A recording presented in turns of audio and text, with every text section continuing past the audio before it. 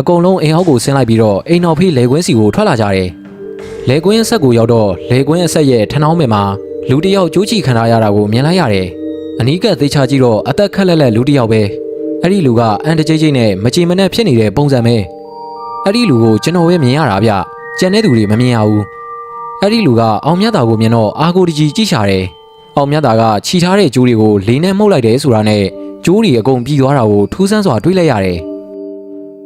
ကျိုးလဲပြီးရောအဲ့ဒီလူကအောင်မြတ်တာကိုအယိုသေးပြုတ်ပြီးရွာထိပ်ဘက်ကိုထွက်သွားတာတွေးလိုက်တယ်။အဲ့ဒါဘာတူလဲလို့မေးတော့ရွာတော်ရှင်နဲ့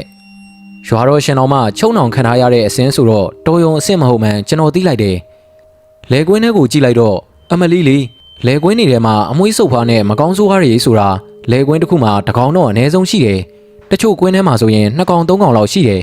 ။အောင်မြတ်တာကလေကွင်းအဆက်မှာပဲနေပြီးရွာတွေကကာလာသားတွေကိုလေကွင်းထဲကိုလေးဝါးနဲ့ပြစ်ခိုင်းတယ်။ရွာကန်တွေကလည်းအကုန်ပက်ပြစ်ကြတာ။ဟာထိပါဟာပြစ်ဘယ်ဘက်မှာပြစ်အရှိမကသိန်းဦးပေါ်မှာကျွန်တော်ကလည်းမြင်သမျှကိုအကုန်ရှောက်អော်တော့တယ်။လေကွင်းထဲကမကောင်းဆိုးကားတွေလည်းလောက်စလုံးနဲ့ထိတာနဲ့ငရဲမီးနဲ့ထိသလိုမြေပေါ်မှာလိမ့်နေအောင်ခံကြရတယ်။ကာလာသားတွေကလည်းပြစ်သမျှလောက်စလုံးတွေကပြစ်မလွဲတွေပဲဒါတောင်ရမ်းတန်ပြီးပြစ်တာခဏနေတော့လေကွင်းထဲကအမွှေးစုပ်ဖွားနေကောင်တွေပြီးတာမှတန်းနေတာပဲလောက်စလုံးလဲကုံရောလေကွင်းထဲမှာတကောင်မှကိုမရှိတော့တာ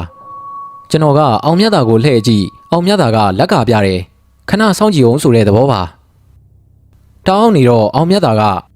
ကာလာသားများဘာပဲတွေ့မပြေးကြနဲ့ကျုပ်စီးတားထားပေးမယ်ဒီစီးထဲမှာပဲနေကြဘာလာလာလေးွားနဲ့ပဲပြစ်ကြဒီမှာလောက်စလုံးနေဆိုပြီးဘေးလွယ်ထဲကနေလောက်စလုံးတွေကိုထုတ်ပေးတယ်ဟာဒါတွေကအခုနောက်ကပြစ်လိုက်တဲ့လောက်စလုံးနေကာလာသားကိုချီရဲ့တန်တော်ပြောတန်ကိုကြားလိုက်ရတယ်ဘာလို့လဲဆိုတော့သူ့ရဲ့လောက်စလုံးတွေကအလုံးမဟုတ်ဘဲနဲ့၄တောင်းနေလောက်ထားလို့ပဲ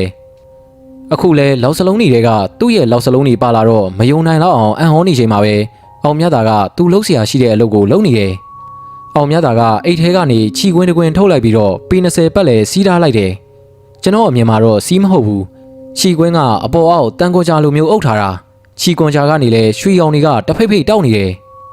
ခဏနေတော့ရွာနောက်ဘက်ကနေမန်ဖီပြီးပြေးလာတဲ့ခွေးအုပ်စုကိုတွေ့ရတယ်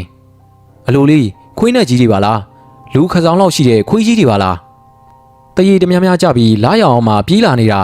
ကာလာသားတွေကနည်းနည်းကြောက်ပြီးတွန့်သွားပေမဲ့အောင်မြတ်တာကလှမ်းတတိပေးတော့လေးကွာတွေကိုအစင်သင့်ခိုင်းထားကြတယ်လေးကွာတကန်းစာလေးရောဝိုင်းပြီးတော့ပြစ်တော့တယ်ခွေးတွေကအကောင်ကြီးရာနဲ့ချီပြီးတော့ရှိလောက်တယ်ပြစ်နေရင်နဲ့ခွေးအုပ်ကနီးတဲ့နီးလာတယ်ဒါပေမဲ့အောင်မြတ်တာတားထားတဲ့ခြီကွင်းသားကိုလည်းရောက်ရောလျှက်စစ်နဲ့အတိုးခံလိုက်ရတယ်လို့အနောက်ကိုလန်ကြတာတွေ့ရတယ်အဲ့ဒီမှာအားတက်ပြီးတော့ပြစ်လိုက်တဲ့လောက်စလုံးတွေဗျာမိုးရွာတယ်လို့တဖောက်ဖောက်နေပဲခွေးနဲ့ကြီးတွေကလည်းအလျှော်မပေးဘဲနဲ့ခြီကွန်ချာကိုကိုက်ဖျဲဖို့ကြိုးစားနေပေမဲ့ခြီကွန်ချာကိုထိလိုက်တာနဲ့လွင့်ထွက်သွားတာ